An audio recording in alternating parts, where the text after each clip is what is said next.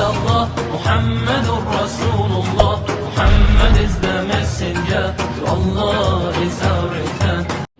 ہماری پہلی بنیاد نماز، تو یہ ہماری فاؤنڈیشن ہے. اس کے اوپر جا کر عمارت بنتی، اس کے اوپر چھت پڑتی. چھت کیا ہے؟ وہ ہیں نبی والے اخلاق، نبی والے اخلاق، نبی والے اخلاق، جس سے اسلام مکمل ہوتا ہے. جیسے میں نے آپ کو حدیث سنائی بنی الاسلام والا خمس، تو بنیا کے لفظ میں مطلب چھپا ہوا ہے بنیاد، فاؤنڈیشن.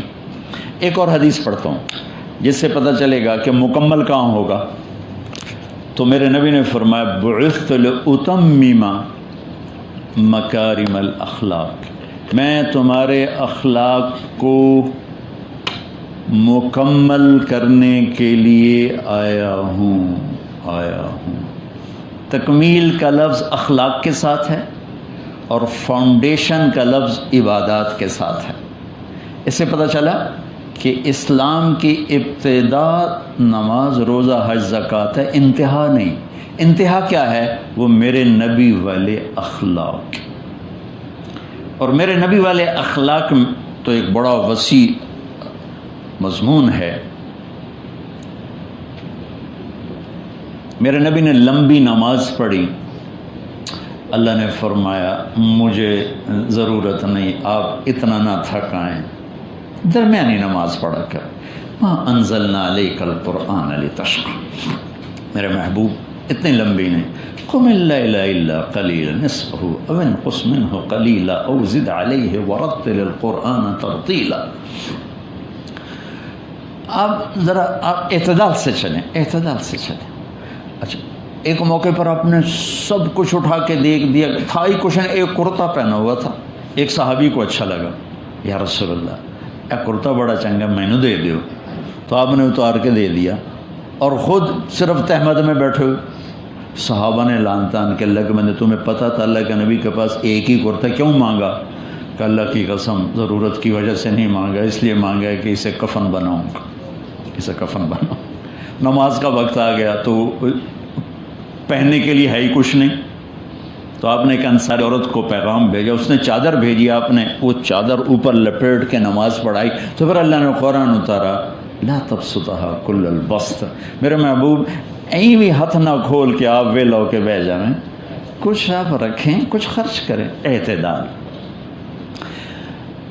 اپنے تبلیغ میں اپنی جان کو کپایا، جو ہم زندگی گزر گئی ہماری تبلیغ کے کام میں. آپ نے تبلیغ میں کڑنا شروع کیا تو اللہ تعالیٰ نے فرمایا کہ بلغ ما انزل الیک من ربک، میرے حبیب آپ میری بات سنیں اور پہنچائیں. فلا تذهب نفسک علیہم حسرات، لیکن یہ نہ کریں کہ آپ ان کے پیچھے کڑ کڑ کے اپنے آپ کو ختم کر دیں. نہیں، ایسا نہیں، بس گل کرو تسی، ہدایت تو میں دونی. انک لا تہدی من احببت، میرے حبیب جس سے آپ چاہیں اسے ہدایت نہیں مل سکتی، تیرا رب ہے تقسیم کرتا. تو اب تبلیغ بہت بڑا کام، آپ نے کہا اعتدال، اللہ نے کہا. نماز بہت بڑی بندگی، اللہ نے کہا اعتدال. خرچ بہت بڑی بندگی، اللہ نے فرمایا اعتدال. لیکن جب میرے نبی نے اخلاق دکھائے تو اللہ نے یہ کہنے کے بجائے کہ اعتدال، اللہ نے کہا شاباش میرے نبی آپ کے اخلاق بڑے عالی شان. انک لعلی خلق عظیم، آپ کے اخلاق بڑے عالی شان. اور قرآن نے قسمیں اٹھائی ہیں. پہلی قسم ہے فلا وربک، اور آخری قسم ہے والعصر. قرآن میں سورہ نساء فلا وربک، یہ قرآن کی سب سے حسین قسم ہے، فلا ورب، حسین. اور آخر والعصر.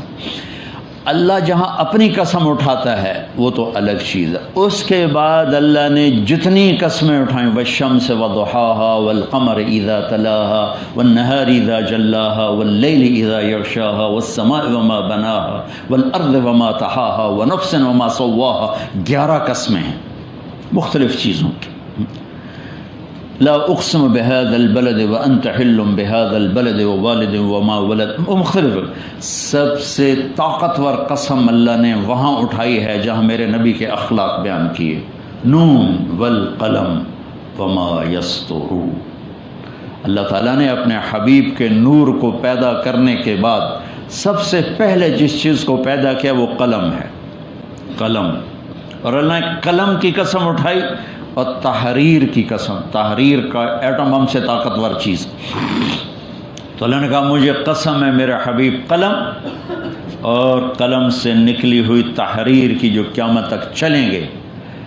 آپ کے اخلاق بڑے عالی شان، تعریف. یہاں نہیں کہا کدی اکھوی کھائی کر کدی کوڑا ہویا کر، نہیں، آپ کے اخلاق بڑے عالی شان، بہت عالی. اچھا ایک ہے آپ کے اخلاق بڑے عالی شان ہیں، یہ ترجمہ ہے انک لذو خلق عظیم، اور قرآن ہے انک لعلی خلق عظیم. چونکہ علا کو اردو میں منتقل کرنے کے لیے الفاظ کوئی نہیں، لہذا ہم کہتے ہیں آپ کے اخلاق بڑے عالی شان. لیکن علا یہاں کیا دکھا رہا ہے؟ علا یہ دکھا رہا ہے کہ اے میرے محبوب، آدم علیہ السلام سے لے کر آخری انسان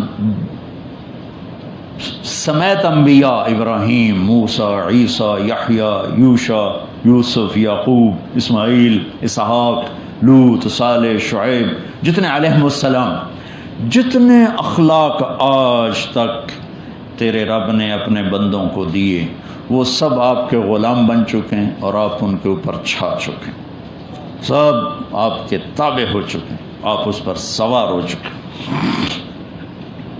تو بھائیو بہنوں، جو معاشرہ بنتا ہے نا اسلامی، وہ اخلاق سے بنتا، اخلاق سے بنتا. ایک گھر میں سارے نمازی ہوں، وہ سارے ہی زبان دراز ہوں، تو اس گھر میں تو ہر وقت آگ لگی ہوگی، ہر وقت غیبت ہو رہی ہو، ہر وقت دوسرے کی برائیاں ہو رہی ہوں، وہ گھر تو نہیں، وہ تو بھٹی ہے. اس لیے معاشرے کو خوبصورت بنانے والی چیز ہے اخلاق. اخلاق کا میک اپ ہے، میک اپ ہوتا ہے نا.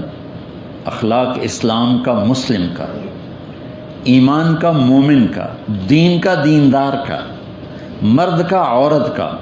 یہ چہرے کا حسن تو مند پڑ جاتا، لیکن میرے نبی کے اخلاق ایسی خوبصورتی ہیں جو ہر آنے والے پل میں اس کو ایسے اٹھاتے اٹھاتے اٹھاتے کہاں پہنچا دیتے.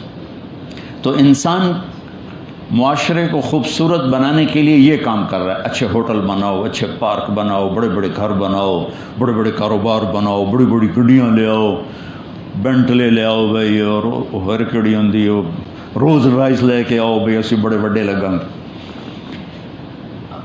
میرے نبی فرما رہے ہیں اخلاق اچھے کرو، زندگی خوبصورت ہوگی.